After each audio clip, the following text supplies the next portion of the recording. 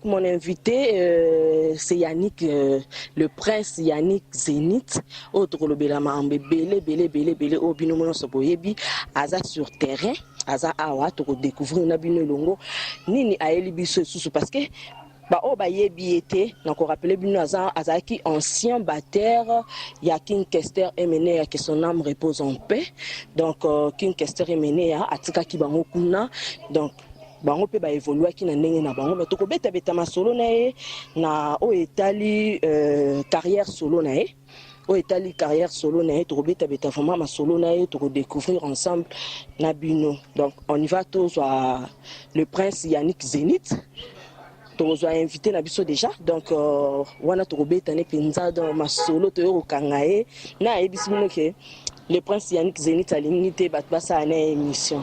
Donc, biso tolobara toujours à 3w.congo-kimia TV chez Luder Manhattan, Orgazi, jamais ton Zuluka, jamais ton Zuluka. Naipsa Ebino, Aza a représenté Sousté. Bonjour, le prince Yannick. Bonjour, Nadège Kimana, la calculatrice. Bonjour. Ça va, par la grâce de Dieu. Mais le prince, trop charisme, émission, Kima yango, bablo mo abongo. Naibite, mais biso toye, ou yambi biso na bopete. Un petit mot par rapport à Batunia Sobazolando, Bafania, au Baebi qui vous a rapporté, mais et soyez avant de côté dans ma sourne. Ni no qui m'avait mission, boy, bande, une sonne qui me mission. Jamais. Tes andécaoye, il faut voir. Excusez, faut na. Moi, structure les alites attachées de presse à Zaliwana. Il faut aller quand on a mon Thierry, après. Ordre, banda, ordre, et on dit salama, mutu, ordre, et avance à Makambu, ordre, et mes mamans bien quoi. Donc je suis là. D'accord. Il est là, Babika ordre mais maman Kambiso pe awa tozara toujours totalement en ordre. Le prince Yannick Zénith to monaki oyela ki biso fiesta, mais fiesta simba kité to beta toujours c'était fiesta et simba kité ndenge lo bara toujours que ça qui manque ya promotion, yo zala ito za musika. Mais oyela biso susu Ameka. Ameka a évolué bien. To consommer on met to consommer qui on penza makasti tikala vraiment na mitu na biso mais oyeli biso susu elo comme susu oyeli biso yaka elingelo bani bon mais vite na ba nous répondre ndenge nyonso tuna ndenge na yaka ndengo ye na yaka parce que Ameka bato déjà ba consommer ki yango to ndimaka pe so mutasale eloko nende to lobaka toujours biso na Congo Kimia TV to ndimaka so bato basali eloko na bango esimbi ce que to beta masolo penza ya Ameka te to beta pa masolo ya yaka parce que Ameka si esimbaki yaka siko yaka lingelo bani yaka bon yaka ezaka histoire d'amour yaka histoire ya moi tonton moko bazoli la chérie na kanga na buzo basilika ki ayipse aya ba chama na mesa ba bongisa azota lycée ya déclaration d'amour quoi ba lycée que degré moi c'est un important malgré ça humain à sali buzo ba prochainement et bandela ma souté voilà quoi donc abonde la moi sinazo nga l'accès important sur yazana na vie na mais non lobelo momoni ba fiesta ba Ameka ezate ke simba kite non même moi na so nguluma so koyi boka moite moi na so abando tambola kwa nguluma ko motambola aochama ba pardon so moni akoyi boka moite ezake ya obanda donc je viens juste de commencer ma carrière parce que là moi temps bon mona que marambo ezala bien pe bo sepela nga makasi. D'accord, bon, c'est pas makasi na ba va nyonso ya bato yo okuta ba fabro ba héritier ba boaki ba selo scram pe ba boaki donc we rapé azali jibem piana pe papa chéri pe azali donc ba maître d'école pe ezala déjà na kati ya ezala déjà na nzela yo ye ozo promettre ba fan no nini mon bien on a autant la famille royale et pas King Kester ya école à Munene. Bon, artistiquement, ils ont musala makasité. Mais ils ont des cas de bon messana. Moi, bateau nous sautant bon messana na bon. On a peu bon messana. On a banze mon bon messana. Donc, non, ils ont le monté banque sang. Le mois si qui a monté. Il y a qui n'apprécie la musique na bango. C'est des bosseurs, c'est des gens qui au bas au sam na bon bien. Après, on est le bazali. Bon, on a peu naïe, on a bon messana pe nangai. To sangana na bangot d'abord sangana na bango yaka osali featuring to yo moko kaka te nyonso no sali ano ngamoko ya no ngamoko ba featuring ya ba featuring a minene pe ya bien roya mais pour l'instant no ngamona d'accord depuis awa production ni ne sozui donc na fiki na ba kermesse nyonso beti donc ozwi da ba contact tondeni. Non, et comment son mission il faut betara na fiki na ke. Non, eza nango fiki nkate mais ba contact nini déjà ba contacter yo pona ba production côté mususu quoi total ka te kermesse. Bon, le 28 à Ezamwa et l'eau il y a Banque Mouram Yambokawa, et ça non le mois Mukekara, mais le 11 septembre dans un théâtre de verdure. Donc le 11 septembre, il y a Billy Award, donc je suis invité, donc presté na Dream Team. Donc Dream Team, bon, on a donc live Prince Yannick en live. Pour comprendre comment Moutouana a évolué à Zobet. Donc, nous invité nos bons bails au talent à concert. Après, Blum se tkali na studio. Mais le 11 septembre, on a live, spectacle, chant, donc chorégraphie, chant. Donc, Sima, on comprendre. Bon, on a un débat, on va évoluer. Voilà, Boya, pour comprendre. Prince Yannick a évolué. Et sa stratégie na yo ya osala ba single to ozobanga ko bimisa mbala moko album. Ko bimisa album on la public te. Ben ba misupe bazala ba meka déjà. Et ça va souga. Mais album faut te kangot. Single, une chanson, j'ai la facilité de bien faire la promo. De bien faire la promo, bah découvrir ngai. Et si on a vraiment presté, on permettre que ça peut tourner. Si on a vraiment ça tourner, on a c'est la musique. Là, on a moins 7 chansons, 10 chansons, comme ça, on a dit qu'au moins, on a public, on a CD. Obimisa CD, ou te quitté, quand on a Kabolina Nadej, na Kabolina famille, c'est pas ça, tu vois. Vraiment. Donc félicitations déjà Yannick Zenith. Félicitations parce que tout le monde est déjà à Bisson Congo Kimia TV et pas leader Manhattan et tout le monde qui yaka. Au salaire on a ba condition il y a bien ton dimaka son mutasali ameka au salaire on a ba condition bien fiesta pe au salaire on a ba condition il y a bien. Est-ce que qui dans Nakoko Loba qui est derrière Yannick Zenith? Nzambe. Ah bon? Est-ce que Nzambe ne mutape ça bon? Mais Nzambe ne mutape ça tout. Kasi Nzambe aluka mutu mo bo pistonner à travers mutu. Nzambe ne mutape singa lumière na nango, chanson na nango, intelligence, sagesse na nango, force na nango, pouvoir na nango sa mamwa. Yaka Nzambe. Ceux qui kindobi ka production ngene bisa. D'abord comprendre que ça autoproduction. Donc on a lobby Nzambe donc ngana Dieu. Bato sabilo roi. Dans Nzambe o asimba bato, le lope asimbi le prince Yannick Zenith. Donc, message nini o yoko passer na bateau nyonso balingi ba soutenir le prince Yannick Zenith. Baza le bienvenu. Ba promoteur, ba sponsor, ba organisateur, ba événement, ba le bienvenu. Que ce soit le manager, le producteur, bateau ba monique balinga au travail na bateau ba sérieux carré, bango mo ba carré. Pour l'avenir, tout bosser en long terme, vouloir bien, ordre là. Nous on est là. Donc on fait de la bonne musique. On va découvrir ailleurs. On va répéter semaine prochaine pour préparer nos concerts que tous en Angouna ça dans les jours à venir quoi. Donc ailleurs, contact nangai il va s'afficher wana. Donc ou soit contacter Yomoro Nadej Kimana. Numéro est à la wana ou soit contacter Thierry Kabasele na 081 052 52 67. D'accord. Kolongwa Bater. Koko mamba moko kolongwa ku Bater te kozala batteur en même temps chanteur. Ba difficulté nous okutana. Nabanda déjà musique tant que chanteur. Na commis batteur. Là maintenant na zone na chant. Moi zaka ka habitude dans moni na fanda trop na banda hotel ma paye mingité na chant. Là maintenant na télémi, je sais que je dois beaucoup bosser. Et parce que là déjà bosseur, je bosse et je dois vraiment bien améliorer chant nangai. De l'OP non ça là déjà.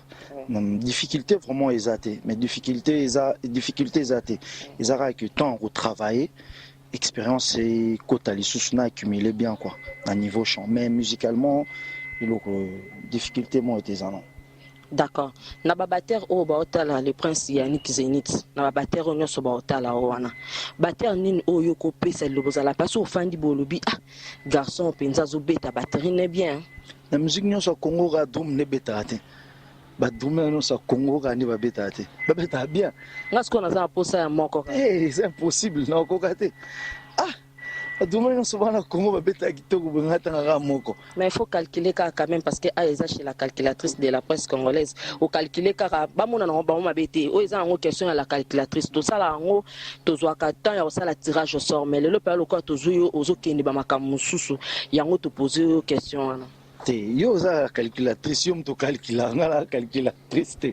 Donc ngala c'est plein ngala bango nyonso. Bon comprendre kalingana e polémique te. Bango nyonso babeta ka bien ya likambo polémique te. Oh. Mais tanga biso siko ka moko. C'est impossible. Oh. Yo babitanga biso mo se kitoko moka ya Congo. Otenga Congo ya lukuta parce que basi nyonso na Congo ba kitoko. Mais bazala parce que soki bateli biso Miss Congo c'est que baza na posa opona mamsu moko. Bata Miss Congo wana. Yo kaso bimisi Miss wana aluli Miss. Emso aluli Dauphine. Merci le prince Yannick. Bon, comprendre que la calculatrice a calculé, mais à Kimi na indi, hein, à Bangi na polémique. Donc un petit mot de la fin. Naebi Kezabon. Il y a une polémique de vérité. Na Congo, il y a de très bons musiciens, il y a de très bons batteurs, il y a de très bons chanteurs, il y a de très bons guitaristes. Voilà. Donc Nanzimi Nangai Batutu Basala Moussa na bango bien. Est-ce qu'il y a polémique? Na lobby de vérité. Yonde mutulimo sa polémique. Merci. Le prince Yannick Azaka a été la production monsieur so continuer na Luanda na bateau no so bateau la partie Luanda message ni ozana. Bato nyonso Luanda Angola Mbimba donc Luanda ba Wige ba mboka tu na bosani ba Lubangu ba epa boss na biso ventrier na ba Lukapa et tout donc bato tout on a besoin de contacter donc bientôt nous allons donc ba contacter Migeniema so ba monier na Luc Poison.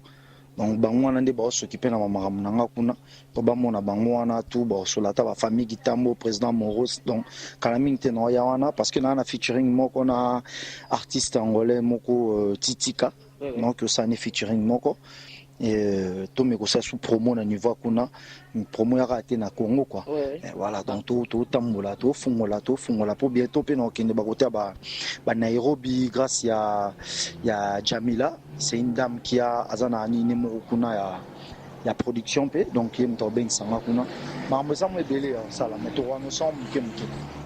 D'accord, bon comprendre que Makambeza moi belé aux à l'accompagner to que ne beta ba playback to aux ana de ana ba orchestre mobimba. Orchestre ezali. Orchestre ali groupe opinion accompagnant ezali. Mais moi bablo monsieur bongaki au komina nous pour moni to bandi mamangoti expérience ya mais voyager na groupe ils ont été fonga mon recommandant sur place Nathalie ba condition nyonso soki na yé na au moins 10 personnes où ils vont habiter comment il va se passer transport et bazon appelle bien quoi voilà.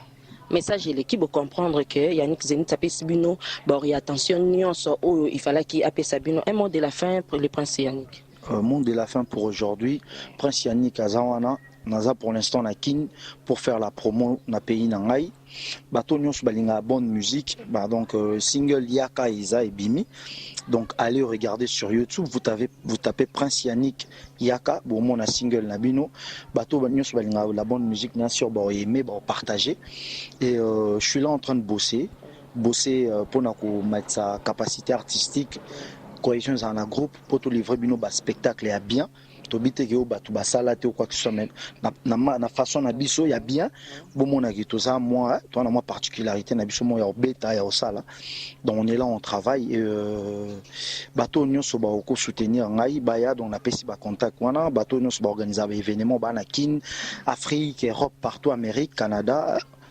na sengi bino bo meka Hollanda bo soutenir artiste na bino pour moni balobaka avenir eza jeunesse avenir eza te bateau déjà basala bo soutenir bon pour bango si basali banelo ko prouver donc biso jeunesse to merocha biso maboko monde ba artiste ba ma pebele ba fa ba bimi ba héritier ba biso toya ba Robinho ba artiste ba belé na Congo ba bima moi lelo ba Nigérien bo mon en danger parce que ba bimi si ba jeune tu vois ba jeune moi ba bimi ne bo mon en danger nous na mboka biso on a de grandes stars to robo ya ngote et il faut ba star ba salamaka to limiter te na star na biso ba Kofi ba papa ba question ba kufa ba jibe ba wera ba fali non il faut ba star ba bimaka yango nde sala ke mboka pe ba olobela mboka comprendre talaka na mboka ndeta est so bengi fali au beta musique donc bato wana degré ba rebelle ba okima bat baleke belé donc c'est so partout nous les beta ma bon moni ezala bien voilà.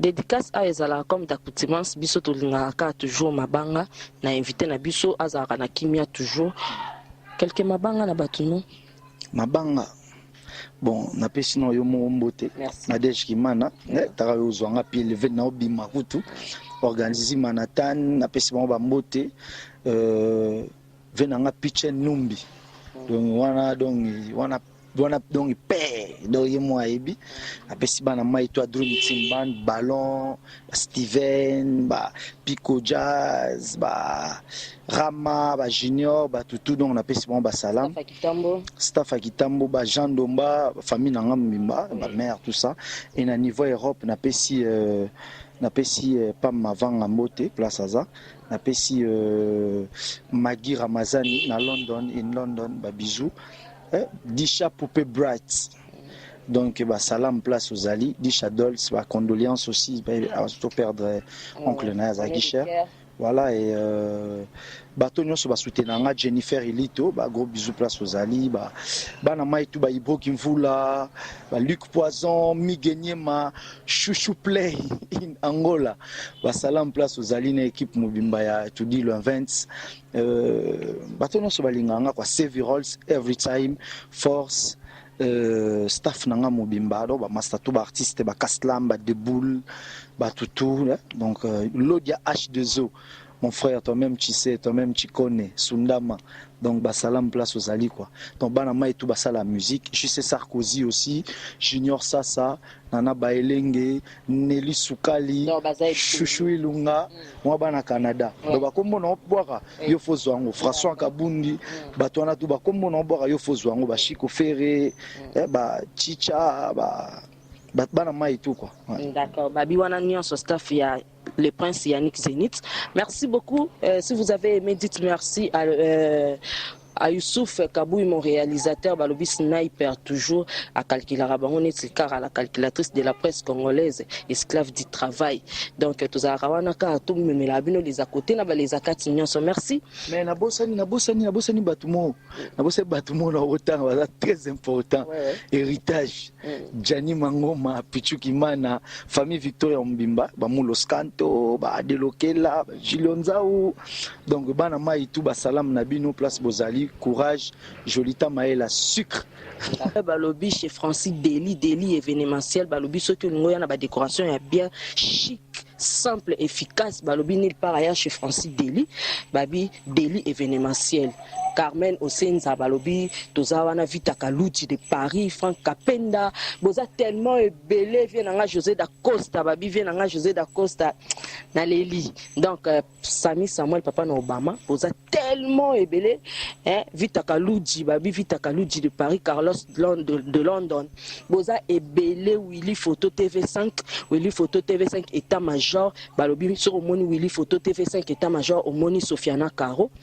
Carmen Osenza, Babi, Paris, et Zarawana toujours.